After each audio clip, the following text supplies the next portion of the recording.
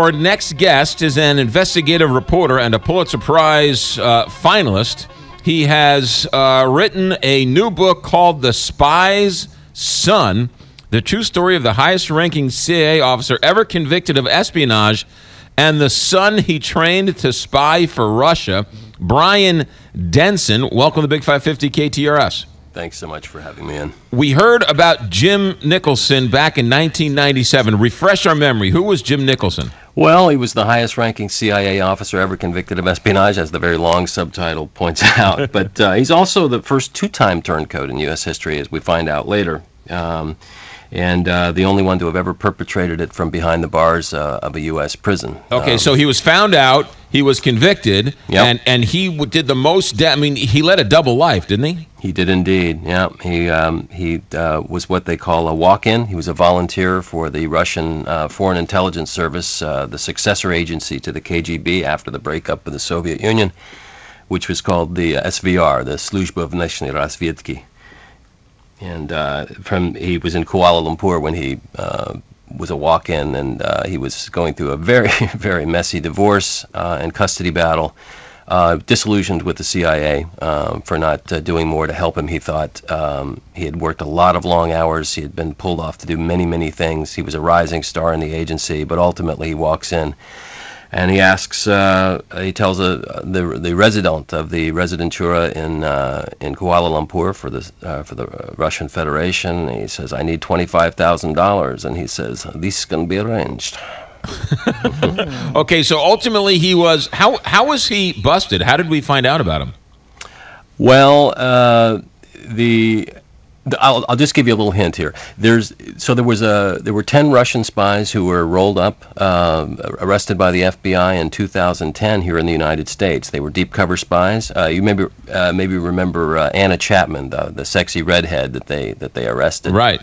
And there is a nexus to that case. I don't want to tell you what it is because it would spoil a big reveal in the book. But ultimately, he was betrayed by a number of sources, including this particular Russian spy. And ultimately, he tripped up on some polygraph tests as well, routine polygraphs that he thought were routine, but in fact, they were very specified. Brian Denson, our guest. The book is The Spy's Son. So Jim Nicholson, the CIA operative turncoat walk-in, is sitting in jail, but the book is called The Spy's Son because right. Jim Nicholson's son plays a prominent role in this story. Why, yes, he does.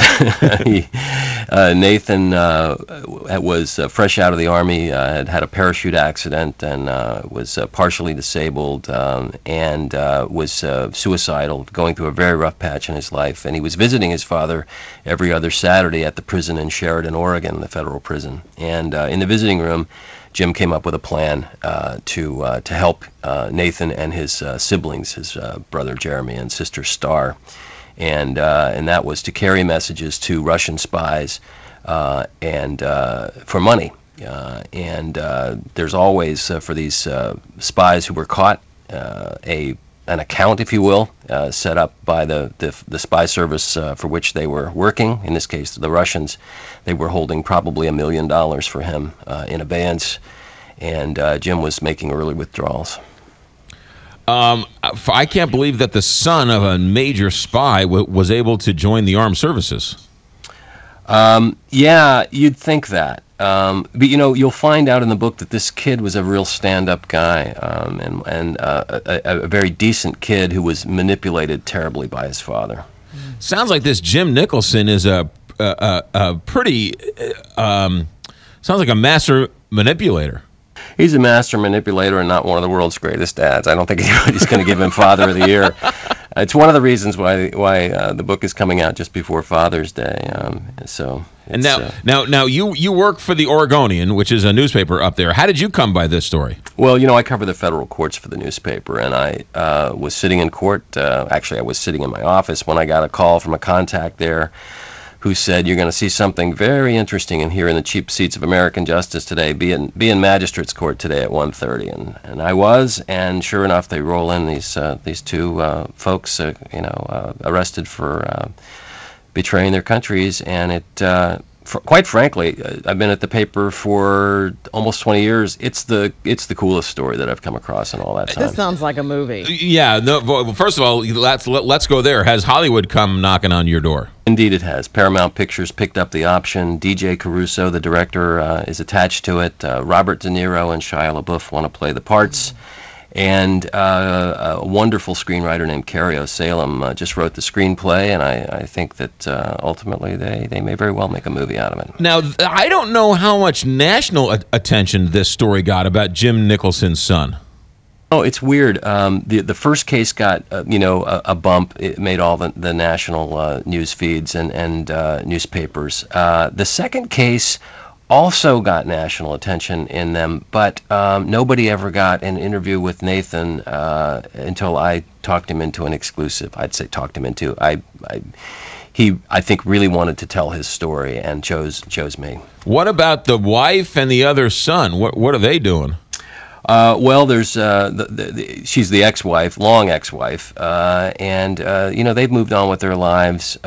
Jeremy, the oldest son, is in the Air Force and serving his country in that way. I think in part to restore the family name. And I don't want to tell you exactly what happened to Nathan because I don't want to give away the book. But right. The other son has a brother who's been passing information to the Russians, and a dad who was passing information to the Russians. That must be a tough officer's mess hall from time to time in the Air Force. Let me tell you how peculiar it is. When the FBI began to look into this second case in 2007, 2008, they discovered that the older son, Jeremy, had a Russian wife that he had met online. So I know she was not connected in any way to espionage or doing anything wrong. I should say that right up front. It certainly raised some eyebrows at the Portland field office of the FBI. Well, Brian Denison, you have got some yarn here for us to read. The book is called The Spy's Son, the true story of the highest-ranking CIA officer ever convicted of espionage and the son he trained to spy for Russia. The book, The Spy's Son, everywhere and in movie theaters come a couple years from now. Brian Denison, good luck. Thanks for checking in.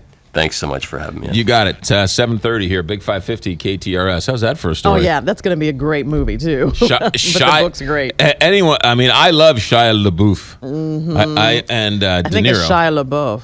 Well, his friends call him LaBeouf. Shia LaBeouf. But Robert De Niro. And Shia LaBeouf.